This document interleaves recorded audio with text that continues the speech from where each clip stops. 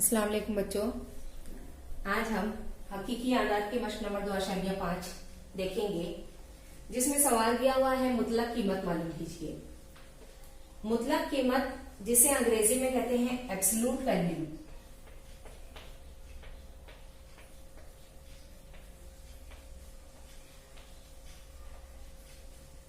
हमें ये याद रखना है, हकीकी आदात की मुतलक कीमत मनफी नहीं होती।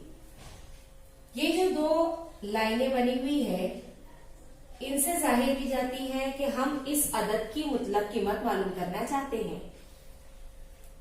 आदात जो अंदर दिए हैं, जो भी अमल दिया है वो अमल करना है हमें, बाद में उसकी मुतलक कीमत हमें लिखनी है जो कि मनफी नहीं होगी। अंदर दिया हुआ है मुतलक कीमत हमें मालूम करनी है 15 नफी 2 की। 15 नफी 2 हमारा आंसर रहेगा 13। 15 में से 2 गए 13। 13 की मुतलक कीमत 13 आएगी। 13 की मुतलक कीमत 13 रहेगी, क्योंकि हकीकी आदात की मुतलक कीमत मनफी नहीं होती। यहाँ मुतलक कीमत हमें मालूम करनी है 4 नफी 9 की। 4 नफी 9 हमें हासिल होगा नफी 5।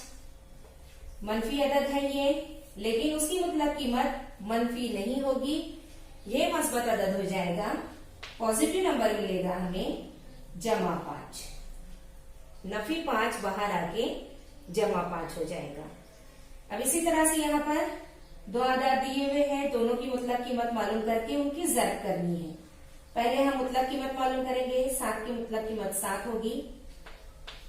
नफी 4 की मुतलक कीमत होगी जमा 4। इन दोनों की ज़र्ब किए 7 चौक 28।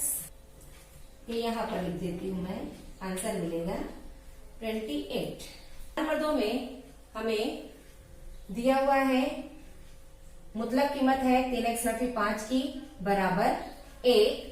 अगर इस तरह से हो तो x की कीमत हमें मालूम करनी है। हम पहले इसकी मुतलक कीमत लेंगे।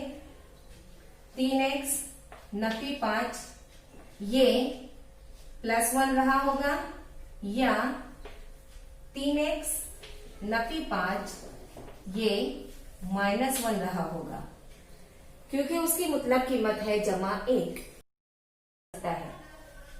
अब इसको सॉल्व करेंगे हम, दो कीमतें मिलेंगी x की।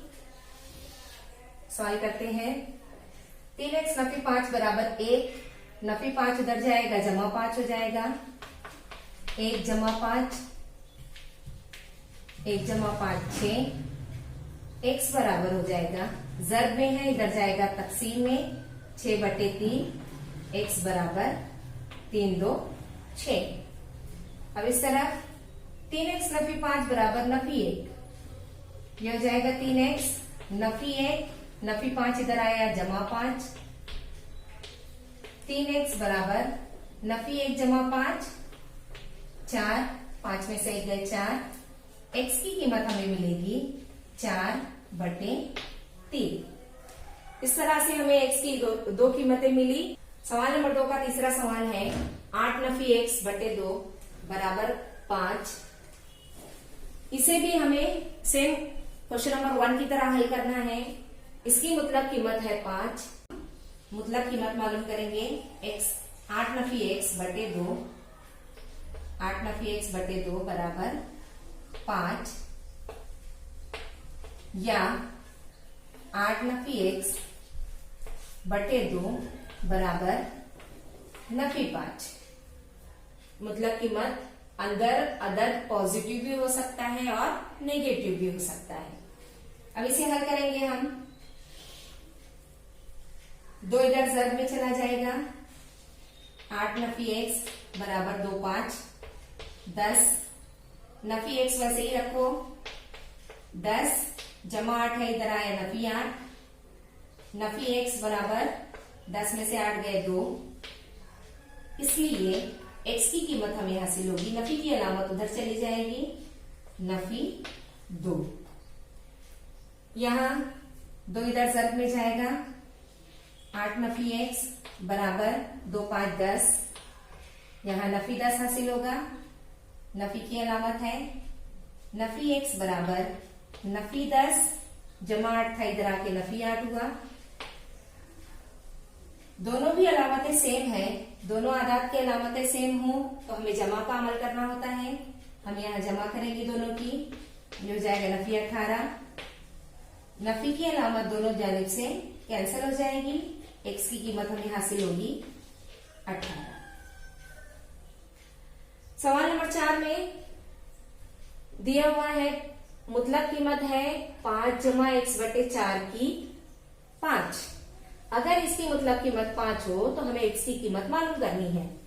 यहां भी हम वही लेंगे, मुतलक कीमत पॉजिटिव नेगेटिव, नंबर की पॉजिटिव ही रहती है, इसलिए हम फर्ज करेंगे 5 या 5 जमा एक्स बटे 4 बराबर नफी 5।